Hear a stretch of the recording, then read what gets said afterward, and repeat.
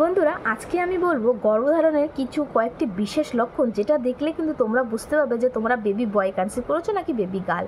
USG বা যে বেবিদের হার্টবিট সেইটার মাত্রাটা কত থাকা দরকার তোমার বেবির, সেটাও কিন্তু থাকছে আজকের ভিডিওতে। যেটা আমার বেবির ছিল আর আমার বেবির সাথে অন্য বেবিদের কতটা ম্যাচ বা ডিসম্যাচ হয়েছিল সেটাই থাকছে কিন্তু আজকের ভিডিওতে।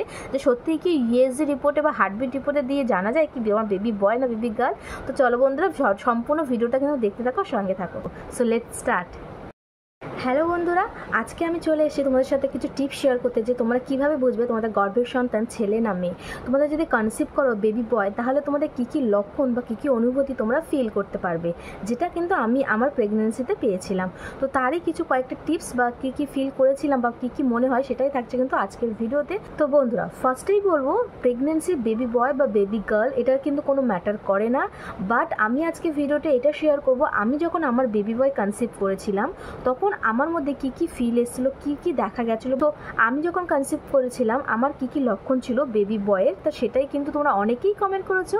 তো তাদের জন্য কিন্তু আজকের এই ভিডিওটা। তো এই ভিডিওতে কিন্তু কোনো নেগেটিভ কমেন্ট করার প্রয়োজন নেই, কারণ কি তোমাদেরই কিছু কিছু কমেন্ট এসেছিলো, তার জন্যই কিন্তু আমি বলছি এটা। আর যেগুলো আমার সাথে হয়েছিল আমি কিন্তু সেটাই তোমাদের সাথে শেয়ার করছি। তো চলো বন্ধুরা, ফার্স্টেই আমি বলবো যে আমার ফার্স্ট লক্ষণটা কী ছিল যেটা বেশি বেশি করে হচ্ছিল। তো ফার্স্ট ছিল পেটটা সামনের দিকে বেরিয়ে আসা। তো আমার প্রেগনেন্সিতে আমার বেবি বাম্প কিন্তু অনেকটাই বেশি ছিল, যেটা কিন্তু যেই 6 মান্থে যতটা হবার থেকে তার থেকে বেশি ছিল। মানে যতটা ওর বেবির ওয়েট থাকা দরকার তার থেকে কিন্তু বেশিটা, মানে একটু বেশিই উঁচু টাইপের ছিল। বা অনেকেই মানে ছেলে হবে, আবার অনেকেই দেখে বলতো কি আমার মেয়ে হবে। তো আলটিমেটলি কিন্তু আমার ছেলে হচ্ছে। তো তাতেই আমি বুঝলাম যে বেবি বয় হলে এরকম অনেকেরই সিমটম ছিল যাদের পেটটা একটু উঁচু হয়েছিল। সুতরাং আমারও ওইটা ছিল। তো আমি এই জন্য হয়তো কোথাও না কোথাও এখন বুঝতে পারছি যে এরকম থাকলে হয়তো নেক্সট আমার যদি বেবি নেই তাহলে হয়তো বেবি বয়, বা এরকম যদি না থাকে তাহলে বেবি গার্ল হবে। সো এটাই একটা ব্যাপার ছিল। নাম্বার 2 যেটা আমার ভীষণভাবে হচ্ছিলো সেটা হচ্ছে মর্নিং সিকনেসটা আমার এতটাই হচ্ছিলো যে আমি না মানে 5 থেকে 6 মাস তো মিনিমাম আমি কিছু খেতে পারিনি। যাই মুখের সামনে আসছিলো ভমিটিং হচ্ছিলো, একটা আলাদাই সমস্যা লাগছিলো। ঘুম থেকে উঠে একটা আনইজি ফিল হচ্ছিলো, মানে দুর্বল মনে হচ্ছিলো। মানে যত সব নেগেটিভ জিনিস, মানে ঘুম থেকে উঠেই মর্নিং মানে সকাল উঠেই মুড সুইং প্রচুর পরিমাণে হয়ে যেত। তো এইরকম কয়েকটা মানে ধারণা আমি করেছিলাম, এইরকম কয়েকটা জিনিস আমার সঙ্গে ঘটেছিল।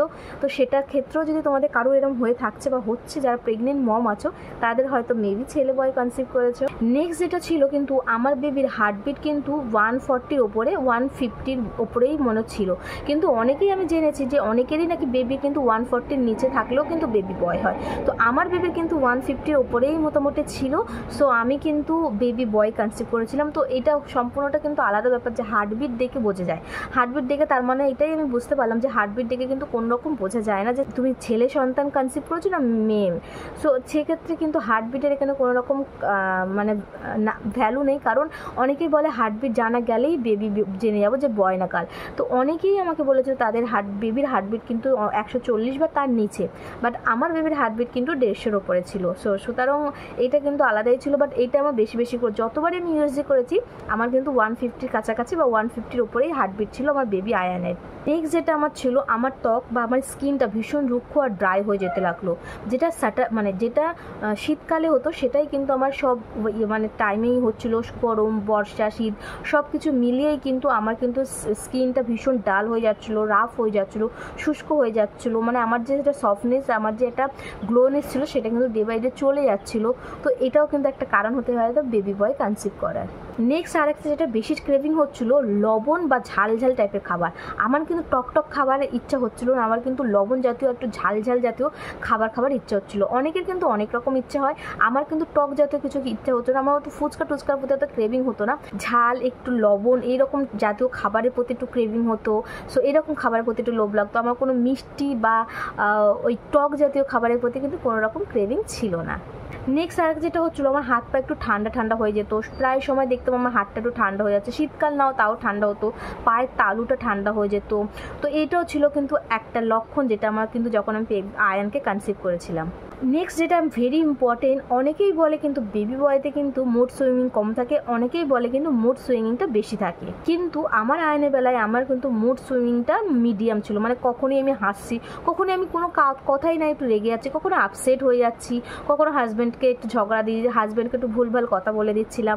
সো এইগুলো হচ্ছে মুড সুইংিং। কখনো তুমি হাসি, কখনো তুমি স্যাড হয়ে যাচ্ছ, কখনো তোমার মনে হচ্ছে ঝগড়া হচ্ছে, কখনো তুমি হাসছো, কখনো তুমি ভেরি হ্যাপি হয়ে যাচ্ছ, কখনো স্যাড হয়ে যাচ্ছ। সো এরকম কিন্তু আমার হতো, বাট এতটা হাইও হতো না, এতটা লোও হতো না, ওদের হতো মুড সুইংিং। তোমরাও দেখো যারা কনসিভ করেছো, যারা নিউ মম দেখছো, তাদেরও হয়তো মুড সুইংিং হচ্ছে, তাই না? আর একটা যাদের আমার যেটা হয়নি, বাট অন্য মা যারা ছেলে বয় কনসিভ করেছো তাদের সাথে আমি কথা বলেছিলাম, তো একই সাথে যখন ছিলাম আমরা হসপিটালে, তাদের না পা হাত প্রচুর পরিমাণে ফুলে যাচ্ছিলো, যেটা আমার ক্ষেত্রে হয়নি। আমার কিন্তু পা বা হাত কোনোরকমভাবে কোনোরকম ফোলা ভাব আসেনি, আমার মানে ওই ফোলার নেসটাই কিছু আসেনি। বাট অনেক যারা বেবি বয় কনসিভ করছিল না, যাদের বেবি বয় হয়েছিল আমার সাথে সাথে, তাদের বলছিল, তাদের আমি নিজেও দেখেছি, তাদের রীতিমতো পা না এতটা করে ফোলা। তো এটাও হতে পারে, পা ফোলা না ফোলা, কারণ বেবি গার্লও হতে পারে, বেবি বয় হতে পারে, বাট আমার বেলা কিন্তু কোনো রকম ফোলা ভাব আসেনি। তো বন্ধুরা, এই কয়েকটা টিপস আমার মধ্যে ছিল, আমার মধ্যে এসেছিলো। তো এইগুলো তো আমি তখন জানতে পারতাম না, এখন আমি জানতে পারছি যে এইগুলো হলে হয়তো বেবি বয় হবে। বাট আমি এখন এত মায়েদের সাথে কথা বলি, এত মায়েদের সাথে ডিসকাস করি যে আমি এটা কনফিউজ যে বেবি বয় বেবি গার্ল সবই একই, মানে আমার যেগুলো হচ্ছে সেটা একটা বেবি গার্লেরও দেখছি হয়েছে। সুতরাং কিন্তু এটা কোনো ম্যাটার করে না, তোমার বেবি গার্ল বা বেবি বয়, তোমার এগুলো পেট দেখে কিছুই তুমি বুঝতে পারবে না, তোমার মুড দেখে তুমি কিছু বুঝতে পারবে না। তুমি তখনই বুঝতে পারবে যখন তোমার ওটি রুমে তোমার ডক্টর তোমাকে বলবে দেখো তোমার বেবি বয় হয়েছে বা বেবি গার্ল হয়েছে। আমিও কিন্তু ওটি রুমেই জানতে পেরেছিলাম যে আমার বেবি বয় হয়েছে। তো বন্ধুরা, ভিডিওটা কতটা তোমাদের হেল্পফুল লেগেছে অবশ্যই কিন্তু কমেন্ট করো। আমি কিন্তু যে আমার ফিল হচ্ছে আমি সেটাই তোমাদের সাথে আজকে শেয়ার করলাম। তো চলো বন্ধুরা, টাটা বাবা, দেখা হচ্ছে অন্য কোনো ইন্টারেস্টিং ভিডিওটা ভালো লাগলে কিন্তু সাবস্ক্রাইব করে পাশে থাকার অনুরোধ রইল। আজকের জন্য টাটা বাবাই।